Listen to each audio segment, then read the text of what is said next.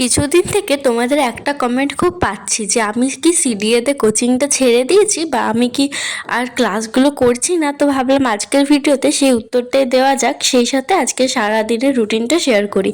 So hi everyone, আমি কোয়েল। আমার আরেকটা ভিডিওতে তোমাদের জানাই অনেক ওয়েলকাম। আজকে ভিডিওটা শুরু করছি একেবারে সকাল 7:30 থেকে।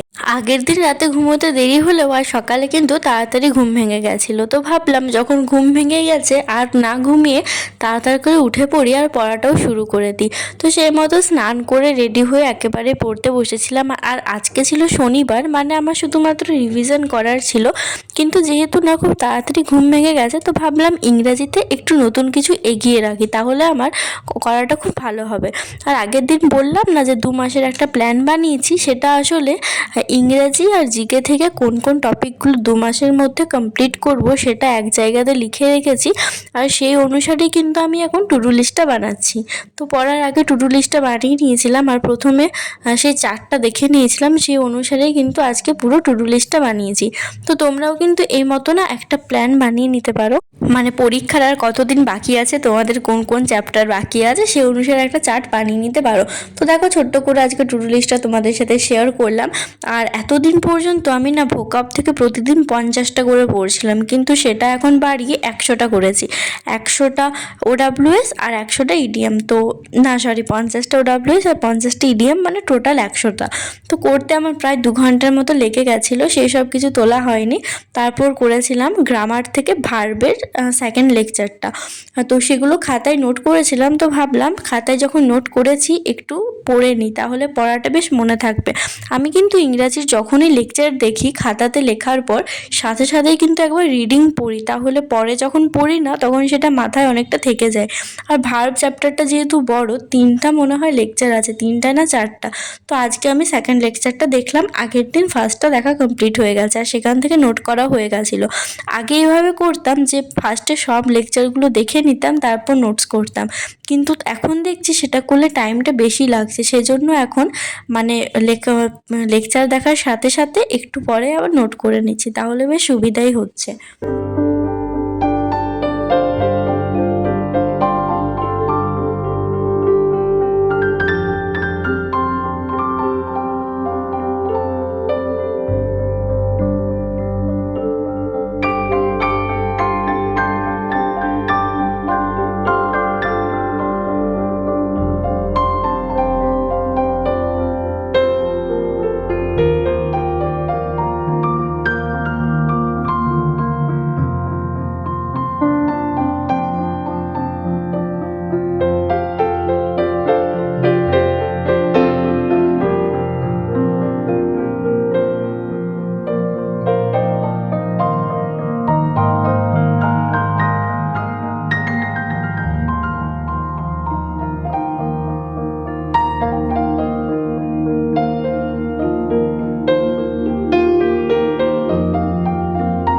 তো সকালের স্লটের আমার সমস্ত পড়াই কমপ্লিট হয়ে গেছিলো। তো ওঠার আগে ভাবলাম টিকমার্ক দিয়ে রাখি।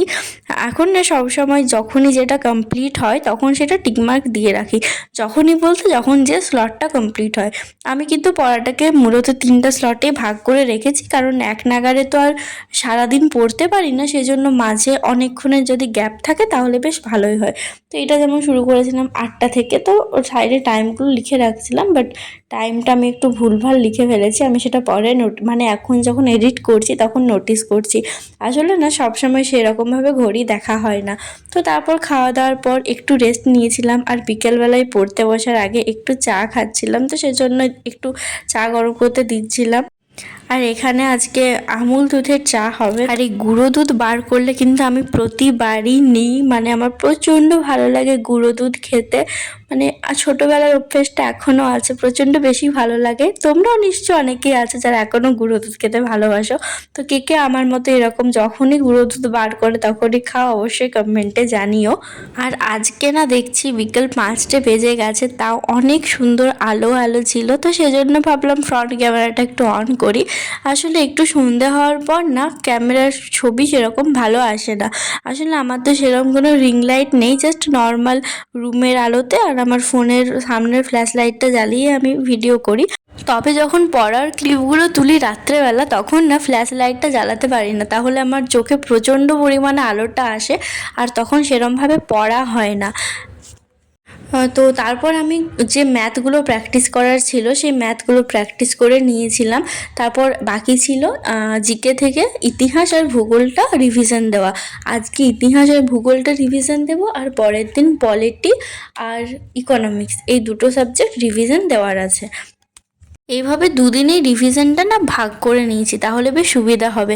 আর ইংরেজি থেকে আজকে কিছুই রিভিশন দেওয়া হয়নি, তো ভেবেছি পরের দিন যেটুকু হয়েছে পুরোটা একসাথে রিভিশন দেব।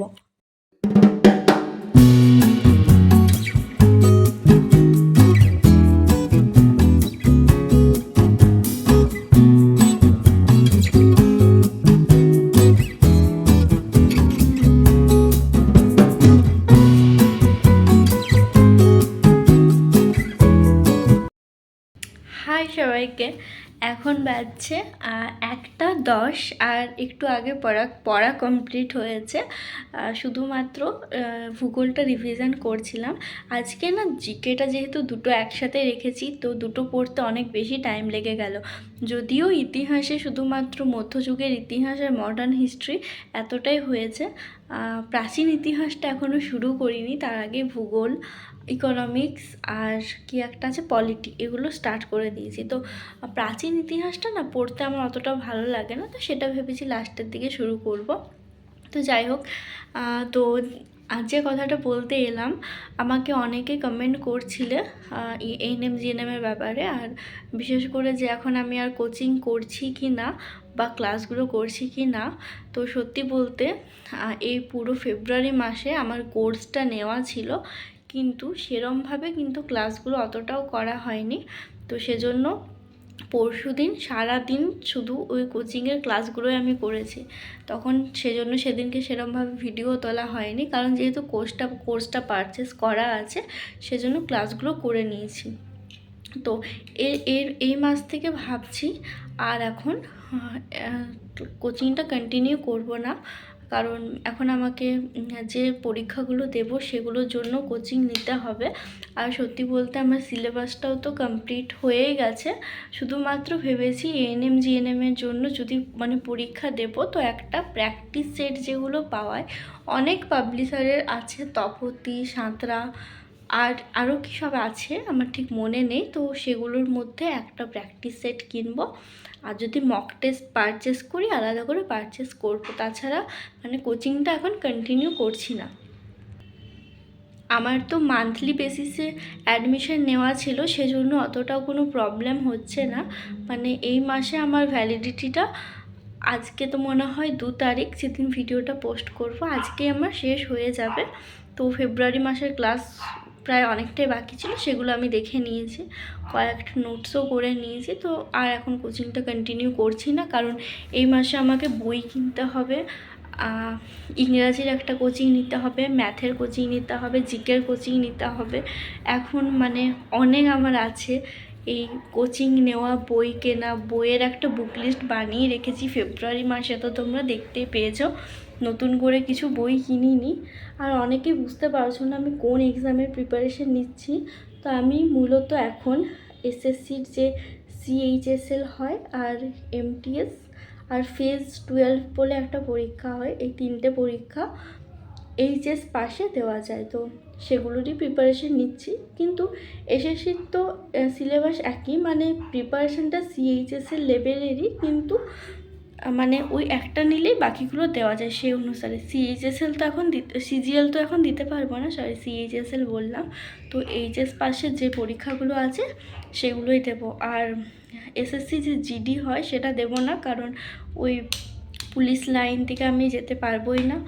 ওই সব মানে খেলাধুলার দিকে আমি একদমই অ্যাক্টিভ না, সেই সাথে আমার চোখে পাওয়ারও বেশি আছে, তো সেটাই কথা। আর একটা যে কিউএনএ ভিডিওর জন্য আমি কমিউনিটি পোস্ট দিয়েছিলাম, সেই ভিডিওটা ভাবছি 2-1 দিনের মধ্যে বানিয়ে পোস্ট করব, কারণ তোমাদের অনেক কিছু কোয়েশ্চেন আসছে যেগুলো না আমি ঠিকমতো অ্যান্সার দিতে পারছি না, সেগুলো কিউএনএ ভিডিওতে সমস্তটাই বলবো। তো ভিডিওটা আজকের মতো এখানেই শেষ করছি। সবাই খুব ভালো থেকো, সুস্থ থেকো, দেখা হচ্ছে অন্য একটা ভিডিওতে। Bye, good night.